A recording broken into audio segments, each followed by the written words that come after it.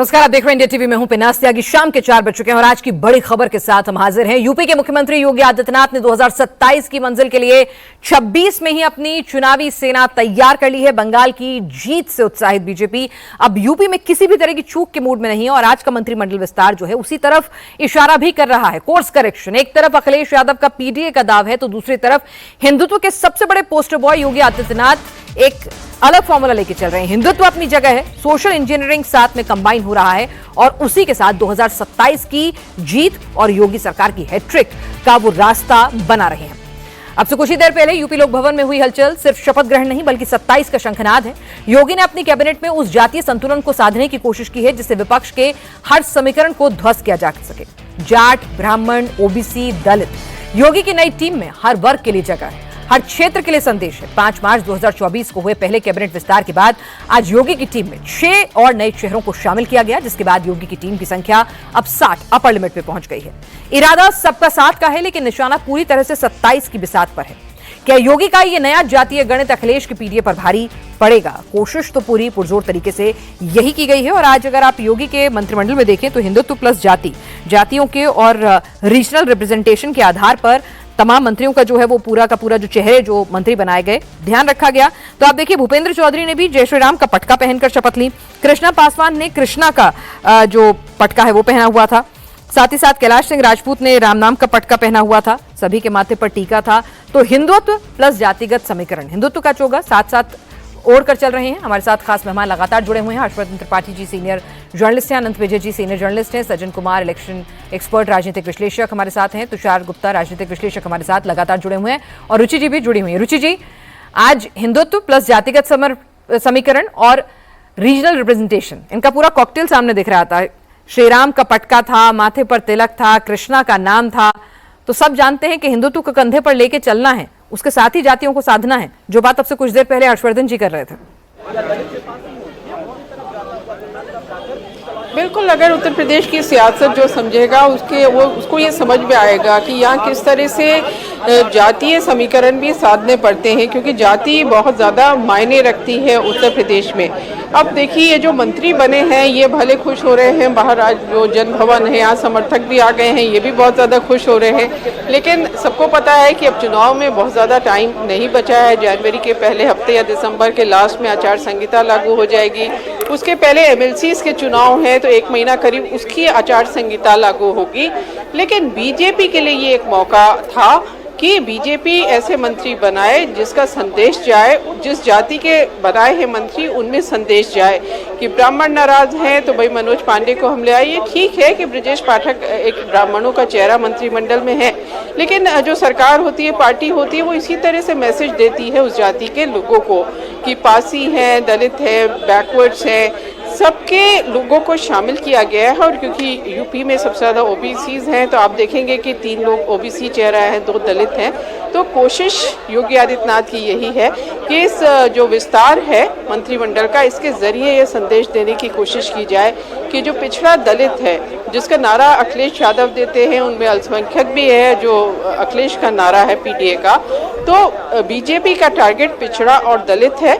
और जो पिछड़े हैं वो तो बड़ी तादाद में बीजेपी के साथ हैं ही, जो गैर यादव ओबीसीज हैं वो बीजेपी के साथ रहे हैं। ये ज़रूर है कि 2024 में छिटके हैं, तो जो छिटके हैं उनको वापस लाना है। इसी तरह से दलित, खासतौर से जो गैर जाटव दलित हैं, उनको अपनी तरफ वापस लाने की कोशिश बीजेपी की हो रही है कि जो 2024 में नुकसान हुआ वो 2027 में वो नुकसान ना हो। वो जो लोग नाराज थे उनकी जाति के मंत्री बना के उनको मंत्रिमंडल में रिप्रेजेंटेशन देकर ये कोशिश की जा रही है कि उनको लुभाया जा सके। बिल्कुल आनंद जी, कोशिश तो पूरी की है और उन समीकरणों को साधने की भी कोशिश की है। और जिस तरह से अभी रुचि जी बता रही हैं, कृष्णा पासवान है तो ब्रज का रीजन है, अलीगढ़ का रीजन है, जो पूरा का पूरा वहां पर पूरी कोशिश है कि जो गैर जाटव वोट बैंक है उसमें पूरी सेंधमारी की जाए। लेकिन अखिलेश यादव को ये मंत्रिमंडल विस्तार थोड़ा चुभ रहा है। पूरा एक लंबा का लंबा उन्होंने चिट्ठा जो है वो पोस्ट किया है कि भाई ठीक है, प्रोरोगेटिव है सीएम का, हर पार्टी चुनाव में जाने से पहले ये सब करती है। आप जब सत्ता में थे आपने भी मंत्रिमंडल का विस्तार तमाम समीकरण साधते हुए किया था, लेकिन ये जो समीकरण साधे गए हैं वो अखिलेश के पीडीए को थोड़ा अनबैलेंस कर रहे हैं, जिससे उनकी छटपटाहट उनके उस लंबे ट्वीट में साफ नजर आ रही है। देखिए, अखिलेश दरअसल ट्वीट राजनीति करते हैं, इसलिए कभी ट्वीट छोटा होता है, कभी ट्वीट बड़ा हो जाता है। कभी ट्वीट पे पोस्टर आ जाते हैं, कभी ट्वीट पे पिक्चर्स आ जाती हैं, कभी कभी ट्वीट तंज का हुआ होता है, कभी कभी ट्वीट पर लेके जाते हैं। तो दरअसल अखिलेश यादव आज का ट्वीट के सम्मान में बहुत बुरी तरह से फंसे हुए हैं। आनंद जी, शायद आपके ऑडियो में कुछ दिक्कत आ रही है, मैं आपके पास दोबारा लौटूंगी, उसको ऑडियो करेक्शन करवा के इको करिए आपकी आवाज, हम जरा उसको दुरुस्त कराते हैं। तुषार, तो ठीक है, हर्षवर्धन जी की बात को अगर आगे बढ़ाएं कि ठीक है, हिंदुत्व सबसे पहले कोर है आपका, आपको साधना है, बहुत ज्यादा माइन्यूट निटिग्रिटी जातीज अगर वोकल होके आ गई सामने तो फिर उसमें सेंधमारी हो जाएगी, बीजेपी के लिए विन विन सिचुएशन नहीं रहेगी। हर्षवर्धन जी की बात जो है वो अगर आप एक मैक्रो पिक्चर पे मैप करें, बिल्कुल सही है कि पहले हिंदुत्व है, और योगी जी खुद 80-20 की बात करते आए हैं काफी समय से कि कैसे पूरा पोलराइजेशन चलता है, और वो गलत नहीं है। जब अगर मुसलमान एक entire minority community en bloc vote कर रही है, एक साथ वोट कर रही है समाजवादी पार्टी के लिए, तो अगर हिंदू भी इकट्ठा होकर भाजपा के लिए वोट करे, इसमें गलत नहीं है। पर 2024 ने इस जो नोशन को काफी डैमेज पहुंचाया। भाजपा इलेक्शन में यही सोचकर गई थी कि अभी भव्य राम मंदिर बना है, एक पूरा दिवाली जैसा माहौल है राज्य में, लोगों का एक जो जोश होगा, एक जो खुशी होगी, वो उमड़ेगी राजनीतिक फैसलों में भी। पर ऐसा नहीं हुआ। पार्टी क्या सोचती है उसमें एक चीज है, वोटर क्या सोच रहा है वो दूसरी चीज है। तो भाजपा ने खुद की सोच तो ग्राउंड पे डिप्लॉय करके देख ली, कुछ ज्यादा प्राप्त नहीं हुआ, अब वो वोटर की सोच को आगे लेकर चल रही है। तो अगर अखिलेश यादव का पीडीए है तो भारतीय जनता पार्टी भी अपनी इंजीनियरिंग करेगी। इसको आप ऐसे मत देखिए कि भारतीय जनता पार्टी अपने मेन प्राइमरी आइडियोलॉजी से हट रही है, नहीं हट रही, बट अब वो जो वोटर जैसा सोचती है, पार्टी को भी वैसा सोचना पड़ रहा है, क्योंकि ऐसा 2024 में हुआ है। और अगर आप 2024 का भी इलेक्शन देखें, उड़ीसा की अगर वो 20 सीटें ना आती तो इलेक्शन बहुत अलग हो सकता था, सरकार बहुत अलग हो सकती थी। तो बहुत एक नैरो मार्जिन था जो सरकार बनने का भी था। तो भाजपा दोबारा ऐसा रिस्क यूपी में तो बिल्कुल नहीं चाहेगी। तो सारे जाति समीकरण बिठाए जाएंगे। शायद हाँ, इतना जोर से उसके बारे में बात नहीं की जाए, थोड़ा सटल होकर उसके बारे में बात की जाए, वो अलग बात है। पर अगर मैं अब कहूं कि भाजपा बिल्कुल जाति के बारे में बिना सोचे इलेक्शन लड़ेगी, ऐसा तो नहीं। नहीं, हर्षवर्धन जी भी ये कह रहे थे कि ऐसा नहीं है कि जातियों की नाराजगी दूर नहीं करनी होगी, बिल्कुल करनी होगी, उनको साधना भी होगा। हाँ। लेकिन हिंदुत्व का जो पूरा का मंत्र है वो बीजेपी को सबसे आगे लेकर, उस चेहरे को सबसे आगे लेकर ही चलना होगा। अनंत जी, कोर्स करेक्शन तो यहाँ पर अगर बीजेपी कर रही है तो अखिलेश भी कर रहे हैं, बंगाल से सबक लेते हुए दिख रहे हैं, महाराणा प्रताप की जयंती पर 2-2 छुट्टी की बात कर रहे हैं, थोड़ा मुस्लिम अपीसमेंट भी उनके जुबान से थोड़ा कम सुनाई दे रहा है। हालांकि कांग्रेस ने सबक लिया ऐसा लग नहीं रहा, लेकिन अखिलेश ने ले लिया है। विनाथ जी, अखिलेश जी ने महाराणा प्रताप की जयंती पर 2 दिन छुट्टी की घोषणा इस कारण से की है कि उनकी छुट्टी को लेकर भ्रम है कि वो 9 को है कि 8 को है, इस लिहाज से उन्होंने इस बात की घोषणा की है, मुझे लगता है। दूसरी बात, आपने अभी थोड़ी देर पहले उनके ट्वीट की चर्चा की थी जब हमारा ऑडियो खराब हो गया था विनाथ जी। तो दरअसल अखिलेश यादव जी आजकल आभासी राजनीति बहुत करने लगे हैं। उनको जो वर्चुअल पॉलिटिक्स है उसमें आनंद आ रहा है, likes, dislikes, comment, retweet, repost. तो मुझे लगता है कि रीट्वीट, रीपोस्ट की जो आभासी पॉलिटिक्स है ना, उससे ज्यादा जमीन पर उतरकर पॉलिटिक्स करने की आवश्यकता है। ये 2024 एक फ्लूक था, मैं उसको एक फ्लूक मानता हूं। और जैसा हर्षवर्धन जी ने कहा, भाजपा की संगठनात्मक कमजोरी और अंतःकलह ने भाजपा को ज्यादा हराया। वो उनको निगेटिव वोटिंग थी। और मुझे लगता है कि भारतीय जनता पार्टी ने कोर्स करेक्शन कर लिया। और अब आप देखिएगा कि अगले 2-3 दिनों में भारतीय जनता पार्टी के जो नए प्रदेश अध्यक्ष हैं पंकज चौधरी, उनकी टीम की भी घोषणा हो जाएगी। वो टीम भी लगभग तैयार है, 45 से 53 लोग की टीम 2-3 दिनों में घोषित हो जाएगी। रुचि जी बेहतर बता पाएंगे हम लोगों से, लेकिन मुझे जो जानकारी है उसके हिसाब से ये 2-3 दिनों में संगठनात्मक चूल्हे भी कस दी जाएंगी। और जो पिछली बार गलतियां हुई थी, उन गलतियों से योगी जी भी विज्ञ हैं और केंद्रीय नेतृत्व भी विज्ञ है। तो उस गलती को इस बार दोहराने नहीं दिया जाएगा, या उस गलती को इस बार होने नहीं दिया जाएगा। मुझे लगता है कि Bharatiya Janata party course correction में और अपनी गलतियों से सबक सीखने में मास्टर है, उस्ताद है। उस्ताद क्या, इसको थोड़ा सकारात्मक तरीके से कहना चाहिए कि गलतियों से सबक लेके और अपनी चूल्हे कस लेती हैं। तो उत्तर प्रदेश उनके लिए बहुत बड़ा एक बैटल ग्राउंड है, क्योंकि उत्तर प्रदेश पर ही 2029 के लोकसभा चुनाव पूरी तरह से निर्भर करता है। जिस तरह उत्तर प्रदेश में 3 बार में रिकॉर्ड की स्थापना होगी, उसी तरह अगर 2029 में प्रधानमंत्री नरेंद्र मोदी प्रधानमंत्री फिर से बनते हैं, जिसके पूरे आसार हैं, तो मुझे लगता है कि नेहरू जी का जो रिकॉर्ड है वो टूटेगा, और अब वो टूटता हुआ नजर भी आ रहा है। तो इन सब चीजों के मद्देनजर मुझे लगता है कि उत्तर प्रदेश के विधानसभा चुनाव को लेकर भारतीय जनता पार्टी बहुत ही संजीदगी से काम कर रही है। और जो हर्षवर्धन जी अभी लखनऊ और दिल्ली की बात कर रहे थे, मुझे लगता है लखनऊ और दिल्ली को दोनों एक ही धरातल पर आकर इस चुनाव को लड़ेंगे। अगर नहीं लड़ेंगे तो नुकसान पार्टी का होगा। बिल्कुल। और अनंत जी, बीजेपी के बारे में कहा भी जाता है कि ठीक है, अपनी इंटरनल कुछ आपके रिफ्ट हो सकते हैं, कुछ समस्याएं हो सकती हैं, जाहिर सी बात है, इतना बड़ा परिवार होता है, सबके अपने मतभेद भी हो सकते हैं, नाराजगी भी हो सकती है, लेकिन जब चुनाव की लड़ाई की बात आती है तो सीधे सीधे सभी लोग एकजुट हो जाते हैं कि भाई ठीक है, आपकी अपनी नाराजगी होगी, फिर चाहे वो बूथ लेवल के कार्यकर्ता की हो या बड़े नेता की हो, कि भाई अल्टीमेट गोल है चुनाव जीतना, पहले उसके लिए काम कीजिए, नाराजगी बाद में दूर की जाएगी। तो वो भी शायद रिफ्ट अब धीरे धीरे खत्म होंगे। Sajjan Kumar ji, course correction BJP ने तो करा है, उन्हें समझ में आ गया था पीडीए ने जो नुकसान पहुंचाया, लगातार अपने मंत्रिमंडल के विस्तार हो या संगठन में जो चेहरों को जगह दी जानी हो, पंकज चौधरी का प्रदेश अध्यक्ष बनाया जाना हो, या फिर आगे जो उनकी टीम होगी उसमें रिप्रेजेंटेशन जो होगा, वो आयोग के गठन में भी, हर जगह वो पूरा जातिगत समीकरणों का ख्याल रख रहे हैं, और आज के इस कैबिनेट विस्तार में भी। पर ऐसा नहीं है कि अखिलेश कोर्स करेक्शन नहीं करेंगे। भाई अखिलेश भी तो बंगाल की जीत से कुछ सीखेंगे ना। नहीं, ऑलरेडी उन्होंने, देखिए, अगर सफलता मिलनी ना मिलनी अलग बात है, लेकिन विधानसभा के जो नेता प्रतिपक्ष हैं वो माता प्रसाद पांडे हैं, ब्राह्मण समाज से हैं, जो प्रदेश अध्यक्ष हैं वो श्यामलाल पाल हैं, पाल समाज से हैं, पिछड़े वर्ग से हैं। तो ये एक परिपाटी उन्होंने की है कि जो मुस्लिम यादव सेंट्रिक एक इमेज बन गई थी, उसको तोड़ के आप रिप्रेजेंटेशन दे। 22 में आप देखिए आंशिक सफलता मिली थी, बीजेपी की अपनी सीटें 312 से घट के 257, 258, 258, ये तकरीबन 50-60 सीटों का घाटा हुआ था। 24 में भी उसका एक परिणाम मिला। सबसे बड़ी अखिलेश की उम्मीद जो है और बीजेपी की चिंता, और जो हम सब जिसको देख पा रहे हैं, वो है कि कहीं ऐसा ना हो कि एक तो कन्वेंशनल वार होगा, बीजेपी बनाम समाजवादी पार्टी, कहीं बीजेपी के अंदर वो गुरिल्ला वार ना हो जाए, जिसकी खबर 2022 के पहले तो आ रही थी, लेकिन अंत में वो संभल गया चुनाव के पहले, जब प्रधानमंत्री मोदी का एक तस्वीर जो योगी जी के पीठ पे हाथ रख के जा रहे हैं उसने बांध दिया था। तो वो बीजेपी की एक संगठनात्मक और रणनीतिक कौशल को दिखाता है कि चुनाव से पहले आईसीयू मोड में कैसे वो मैनेज कर लेते हैं। 24 में वो नहीं हो पाया। सवाल ये है कि 2027 में अगर वैसा कुछ भी हुआ, और मान लीजिए वैसा परसेप्शन अगर ग्राउंड पे गया, तो यहां पे बात हिंदुत्व बनाम जाति की नहीं है। हिंदुत्व का नैरेटिव तभी काम करेगा जब जातीय फॉल्ट लाइन को आप एक समावेशी तरीके से बांध लेंगे।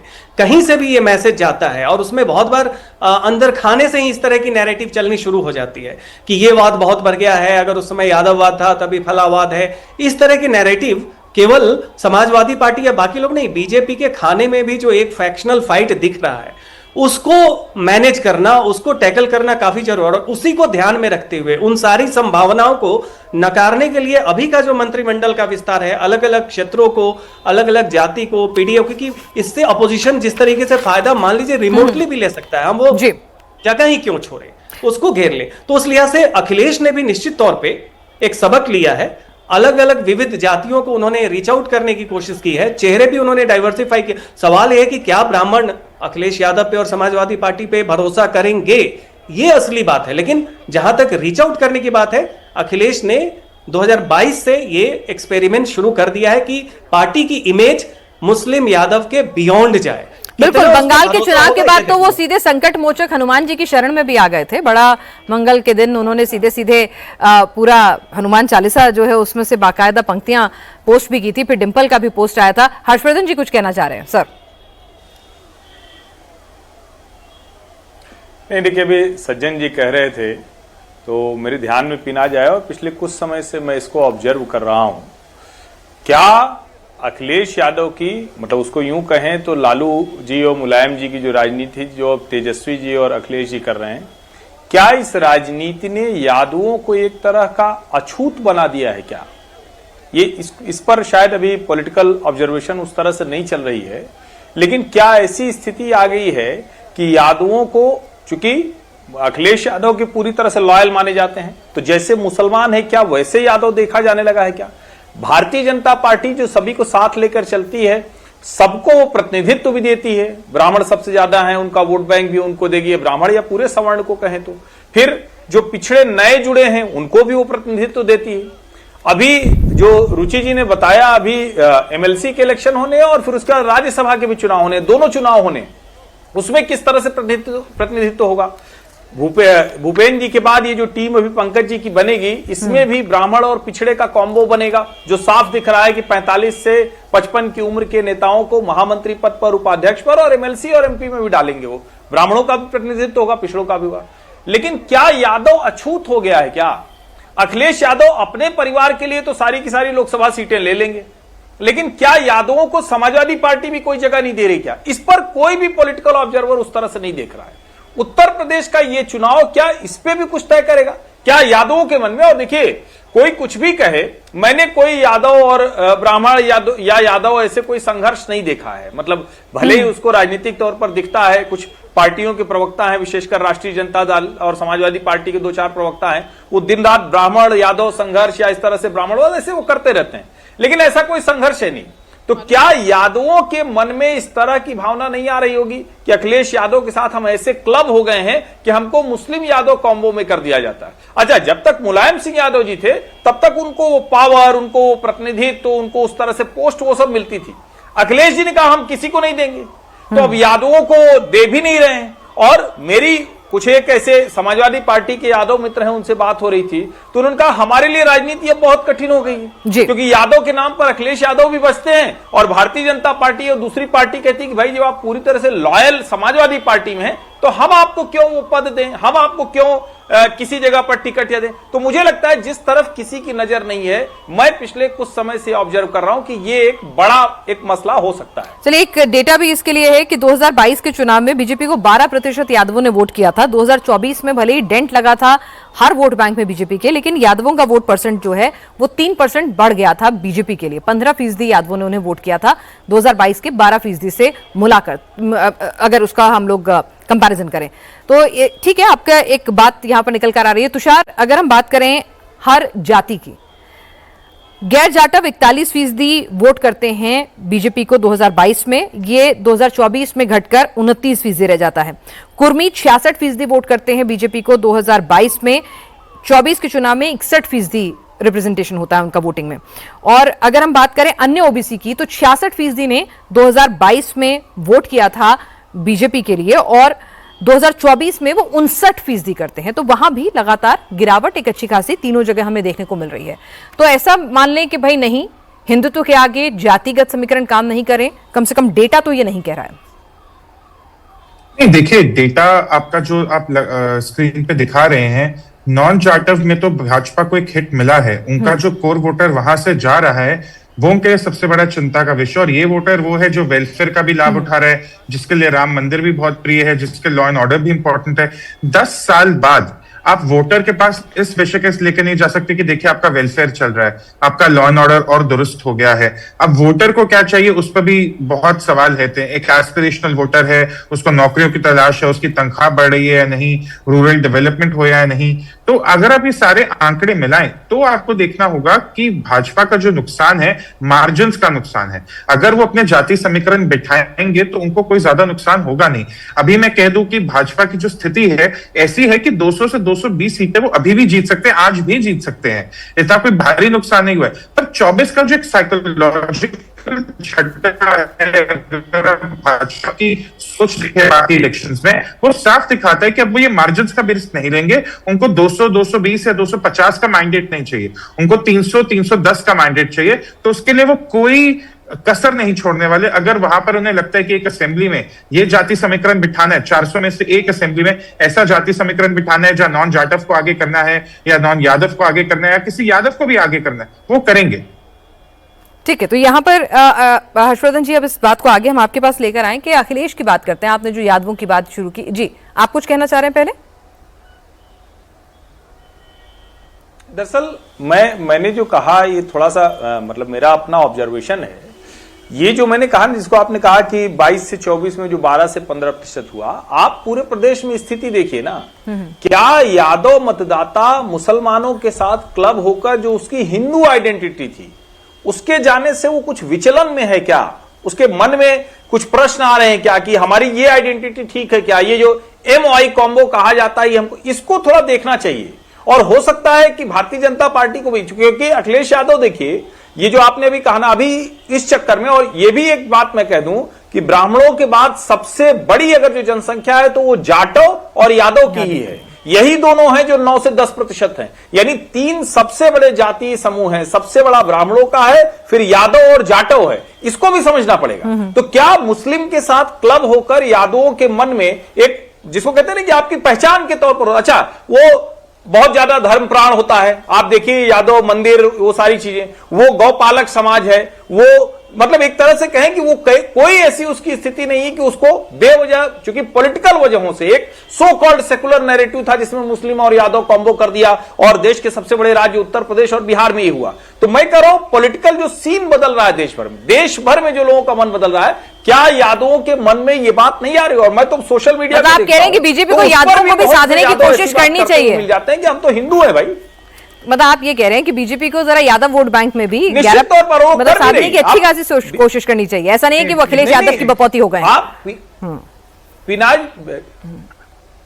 बिल्कुल राम कृपाल यादव को, नित्यानंद राय तो है ही गृह राज्य मंत्री, राम कृपाल यादव को बिहार में बनाना, जबकि अभी भी सब जानते हैं कि पूरी तरह से तेजस्वी जी के साथ यादव मतदाता जाता है। ये मैं कह रहा हूं कि अगर ये हो गया तो आप कल्पना कीजिए कि अगर भारतीय जनता पार्टी ने अपने सारे जिसको कहते हैं कि सही खांचे में सब सेट किया और यादव मतदाता बंगाल की तरह सोचने लगा, यादव मतदाता महाराष्ट्र की तरह सोचने लगा, तो उसके बाद क्या होगा? फिर उस नंबर की बात आप करिए। अगर ये सारे कील कांटे दुरुस्त हो गए, अभी संगठन का अच्छे से चुनाव हो गया, उसमें प्रतिनिधित्व अच्छा हो गया, मैं उसकी बात कर रहा हूं।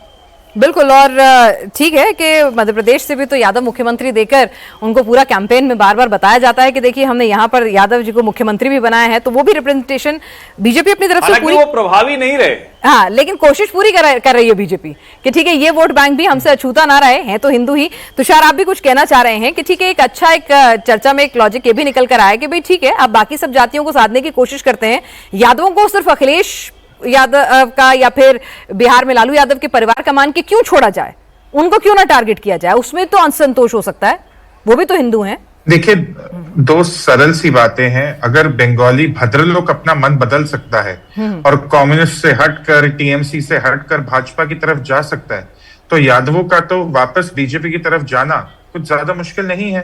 भद्रलोक एक ऐसा वोट बैंक था जो कहता था हम तो जिंदगी में बीजेपी की तरफ देखेंगे नहीं, डिप्लोरेबल्स कहते थे वो बीजेपी को एक समय में। आज वो उन्हीं के साथ है, हावड़ा, हुगली, कलकत्ता आप जाइए, भाजपा ही भाजपा है।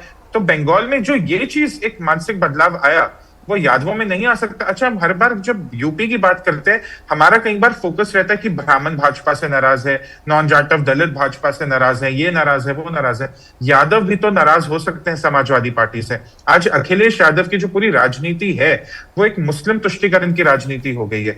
क्या पता कल को अगर ये इसी अलायंस के साथ, राहुल गांधी वाली अलायंस के साथ इलेक्शन में उतरते हैं, फिर से एक डिस्प्रोपोर्शनेट फोकस मुसलमान वोटर पे होगा और फिर शायद यादव वोटर नाराज होकर, ये जो भी आप 15% दिखा रही है, 15 से बढ़कर 18-20 अगर हो जाता है, भाजपा को बहुत लाभ मिलेगा। ठीक है, वैलिड पॉइंट यहाँ पर।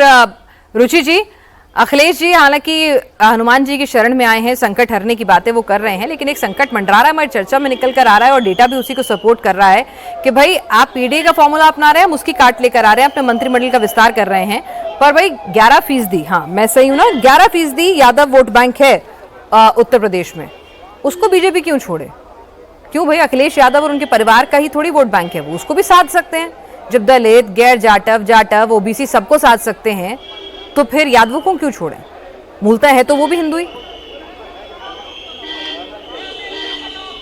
जी बिल्कुल, इसमें तो कोई रोक नहीं है, लेकिन आमतौर पे जैसा अखिलेश यादव सोचते हैं, जो समाजवादी पार्टी सोचती है कि यादव लोग अभी भी बड़ी तादाद में समाजवादी पार्टी के साथ ही जुड़े हैं, क्योंकि मुलायम सिंह यादव यादवों के सबसे बड़े नेता थे। उन्होंने जिस तरह से यादवों को एकजुट किया, तो वो जो मुलायम सिंह का काम था, उसके बाद अखिलेश यादव मुख्यमंत्री बने और वो यादवों के नेता हैं, तो उनको ऐसा लगता है कि अभी फिलहाल आज की तारीख में, आगे क्या होगा पता नहीं, कि यादव उनको छोड़ के नहीं जाएंगे। और देखिए पिनाज, यही कॉन्फिडेंस शायद अखिलेश यादव में था कि 2024 का जब लोकसभा चुनाव हुआ तो उन्होंने सिर्फ 5 जो पार्टी यादवों की मानी जाती थी, सिर्फ 5 यादवों को टिकट दिया, वो भी परिवार के यादव थे।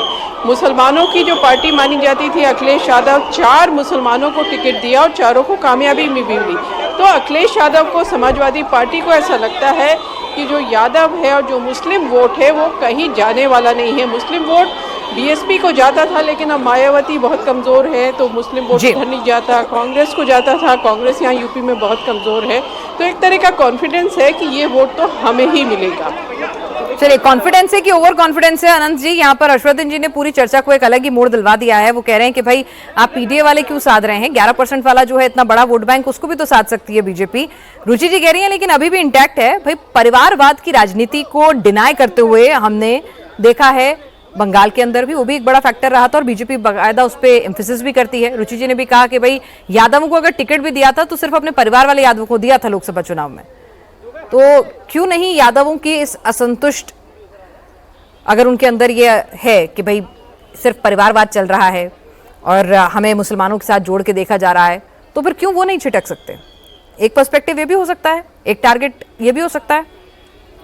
देखिए पिनाक जी, राजनीति में कुछ भी हो सकता है, कुछ भी मुमकिन है, कोई भी अलायंस हो सकता है। लेकिन मुझे लगता है कि जो यादवों का अखिलेश यादव या लालू यादव के सुपुत्र तेजस्वी यादव के प्रति लगाव है, वो पॉलिटिकल से ज्यादा सोशियोलॉजिकल है। वो इसलिए है कि लालू यादव और मुलायम सिंह यादव ने यादवों को एक नियो फ्यूडल के तौर पर समाज में स्थापित किया। हमने बिहार में इस पर बहुत चर्चा की थी कि यादव क्यों नहीं भारतीय जनता पार्टी के साथ जा सकते, और भारतीय जनता पार्टी यादवों को अपने पक्ष में करने के लिए, या वो जो सीमेंटेड थे तेजस्वी यादव के पक्ष में, उनको तोड़ने के लिए प्रयास भी किया और उनको सीटें भी मिली और वोट भी मिले यादवों को। लेकिन जो सोशियोलॉजिकल फैक्टर है उसको हमें फैक्टर इन करना पड़ेगा। क्यों? क्योंकि आज के डेट में चाहे वो बिहार हो चाहे उत्तर प्रदेश, जो जिन व्यवसायों पर, जिन कारोबारों पर, जिन समाज के धंधों पर तथाकथित उच्च जातियां, ब्राह्मण, भूमिहार, राजपूत, इन वैश्य, इन लोगों का एकाधिकार होता था, उस पर तेजस्वी यादव के कार्यकाल में, लालू यादव के कार्यकाल में, मुलायम के कार्यकाल में या अखिलेश जी के कार्यकाल में यादवों को एक बड़ी धमक मिली और यादवों ने बहुत कायदे से उन कारोबार पर अपना आधिपत्य जमा लिया। आज बिहार में जितने भी ट्रांसपोर्टर्स हैं सब यादव हैं, पहले सब भूमिहार हुआ करते थे। आज बिहार में जितने भी ठेकेदार हैं सारे यादवों के पास, अधिकतम ठेकेदारी यादवों के पास है। जबकि पुराने जमाने में याद करिए तो रघुनाथ झा, प्रभुनाथ सिंह, इन लोगों के पास सारी ठेकेदारियां हुआ करती थी। उसी तरह से उत्तर प्रदेश में जब अखिलेश यादव मुख्यमंत्री बने तो वो जो सोसाइटल चेंज यादवों में हुआ, वो यादवों को एक ग्लू की तरह इन दोनों पार्टियों से चिपका के रखता है और उनको लगता है कि ये उनकी अपनी पार्टी है।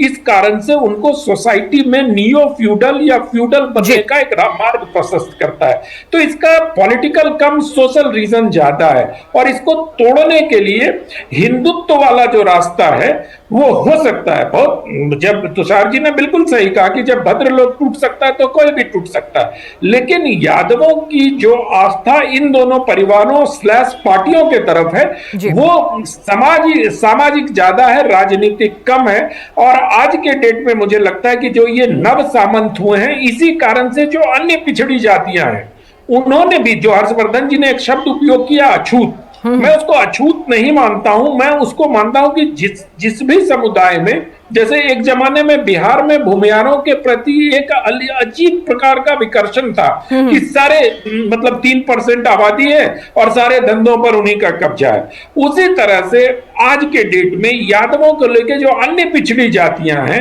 उनमें एक विकर्षण का भाव पैदा हो गया कि ये जो भी चीजें कमाई के अधिकतर होते हैं उन पर यादवों का ही कब्जा होते जा रहा है, क्योंकि वो ऐतिहासिक रूप से भी संपन्न रहे हैं, जमीनें उनके पास रही हैं, धन बल भी रहा है और बाहुबल भी रहा है। तो समाज में उन्होंने, और जब से उनके साथ राज सत्ता और राजबल मिल गया तो इन तीनों ने मिलकर उनकी स्थिति समाज में अचानक बहुत ऊपर कर दिया। तो ये जो लगता है कि जब अगर तेजस्वी यादव का शासन हो जाएगा या अखिलेश यादव का शासन हो जाएगा तो हम पुनः उस स्थान पर प्राप्त हो जाएंगे, पावर में आ जाएंगे। ये जो फ्यूडल होने का एस्पिरेशन है वो यादवों को इनके साथ जोड़ के रखती है। ठीक है, तो यानी कि ये जो एस्पिरेशन है वो कहीं ना कहीं लॉयल्टी जो है वो अपने लीडर के लिए, पार्टी के लिए बनी रह सकती है। हालांकि उसमें हिंदुत्व के जरिए डेंटिंग हो सकती है, ये आप डिनाई नहीं कर रहे हैं। हर्षवर्धन जी, आप भी कुछ कहना चाह रहे हैं, लेकिन आपके पास लौटूं उससे पहले सज्जन जी के पास जाना चाहूंगी। सज्जन जी, ठीक है, एक पर्सपेक्टिव ये भी है कि भाई व्हाई नॉट, जब हिंदुत्व का कार्ड जो है बंगाल में भद्रलोक तक में चल गया है, हर जगह चल गया है, जाति के भेद मिट गए हैं, तो फिर यहां क्यों नहीं? लेकिन अगर हम बात करें अखिलेश यादव की, तो वो भी तो सीख रहे हैं। वो हनुमान की बात करते हैं, वो महाराणा प्रताप को याद करते हैं, शिवाजी को याद करते हैं, तो वो भी बहुत अच्छे से कोर्स करेक्शन कर रहे हैं। वो भी नहीं दिखाना चाहते अपने आप को कि मैं सिर्फ यादवों का नेता हूं। 24 में भी उन्होंने वो कोर्स करेक्शन किया और अब भी कर रहे हैं, और बंगाल की हार के बाद शायद ये और ज्यादा नजर आएगा।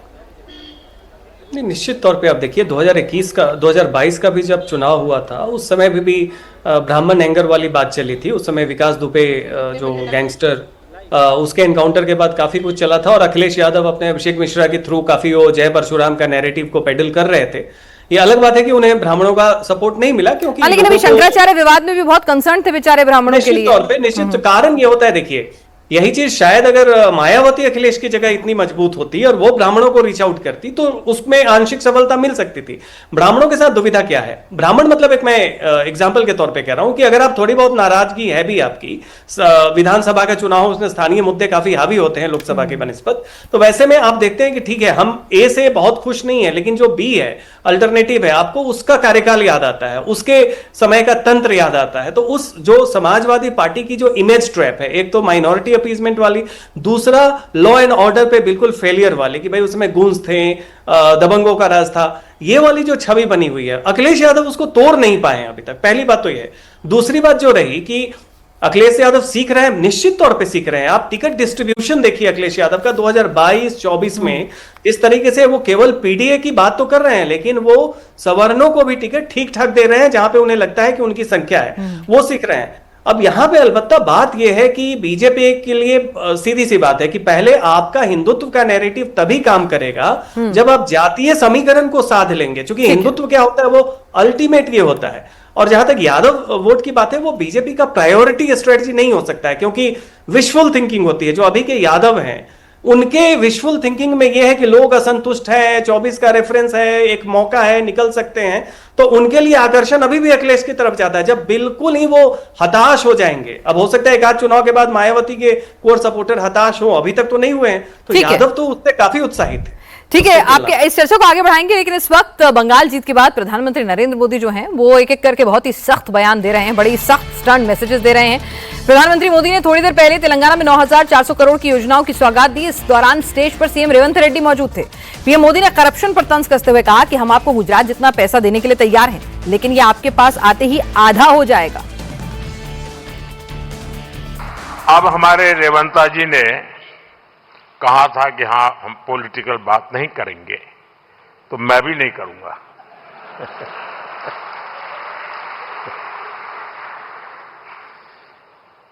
और इसलिए नॉन पॉलिटिकल बात मैं रेवंता जी से कहूंगा कि 10 साल के शासन में भारत सरकार ने जितना गुजरात को दिया वो मैं आपको देने को तैयार हूं।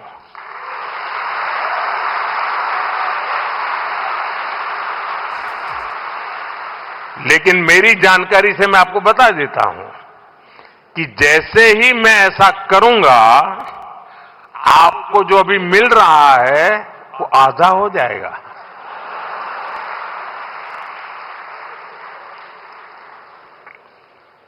आप जहां पहुंचना चाहते हैं नहीं पहुंच पाएंगे, और इसलिए अच्छा है कि मेरे से ही जोड़ो।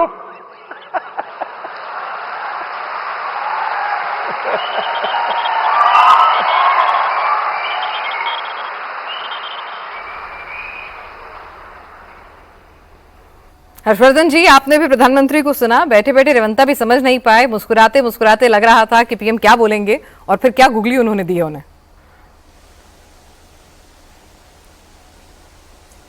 देखिए पिनाज, मुझे लगता है कि प्रधानमंत्री नरेंद्र मोदी ने मतलब वैसे कहें तो जिसको हम लोग ऐसे कहते हैं ना कि चुटकी ले ली या बदमाशी कर दी है थोड़ी सी। इसका मतलब समझिए, जिस तरह से जिस अंदाज में उन्होंने कहा, एक हिस्सा उसका करप्शन वाला है, दूसरा हिस्सा उससे बड़ा है, और जिसको लेकर कई बार बात होती है कि रेवंत रेड्डी का उनकी जो पृष्ठभूमि है, जो अखिल भारतीय विद्यार्थी परिषद की राजनीति से वो इस तरफ आए, और जिसको कई बार कहा जाता है कि पीएम और रेवंत बात करते हैं तो उसमें उस तरह की कटुता खटास नहीं होती है। और वो जो कह रहे हैं कि मेरे तरफ आइए, तो क्या ये सोनिया जी और राहुल जी की तरफ से इस तरफ आने की बात है? और चूंकि बड़े निहितार्थ हैं, पीएम ने जिस तरह से कहा ना, मतलब बड़ा क्रिप्टिक सा मैसेज है ये सीधे सीधे सिर्फ इतना भर नहीं था कि हम आपको पैसा देंगे और करप्शन में चला जाएगा। ये दोनों तरफ से है, मतलब इसको कहे ना कि डबल एज्ड है ये मामला। तो मैं तो इसको इसी तरह, और शायद रेवंत रेड्डी दूसरी वाली बात को ज्यादा समझे। वो जो उन्होंने कहा ना कि आप मेरी तरफ आएंगे, वो जो शब्द था वो एकदम तो वो ज्यादा उनको हिट किया होगा। अब प्रधानमंत्री नरेंद्र मोदी क्या सचमुच इसको आगे बढ़ाना चाह रहे हैं, या सिर्फ जिसको कहते हैं कि दो राज्य जो कर्नाटक और तेलंगाना जो बड़े राज्य हैं, समृद्ध राज्य हैं, वहां से जो पैसा, मतलब कहा जाता है ना भाई हर पार्टी का किचन तो कहीं न कहीं चलेगा। एक समय में अशोक गहलोत जी चलाते थे कांग्रेस का, अब वो हैदराबाद और बेंगलुरु से चलता है। तो ये सारे मैसेज उसमें छिपे हुए हैं। तो कई मैसेज यहाँ पर छिपे हुए हैं। राहुल गांधी को भी आज उन्होंने जो मैसेज दिया है कि भाई कांग्रेस ऐसा कोई सगा नहीं जिसको ठगा नहीं, तो वो तंज भी कस रहे हैं। और उसके बाद ताजा राहुल गांधी डीएमके को जिस तरह से अधर में छोड़ते हैं अचानक से और विजय के साथ जाके खड़े हो जाते हैं, फिर रेवंत रेड्डी को वहां पर जाकर मंच पर उनको ये कहना कि आप मेरे साथ आइए। बात भले ही लाइटर नोट पे कही गई हो, लेकिन इसके मायने और मतलब बहुत ज्यादा है। आप सभी लोग इस चर्चा में शामिल हुए, आपको बहुत बहुत शुक्रिया। हर्षवर्धन जी आपका, तुषार आपका, सज्जन कुमार जी, अनंत विजय जी आपका, रुचि जी आपका, ग्राउंड जीरो से हम तक रिपोर्ट पहुंचाने के लिए।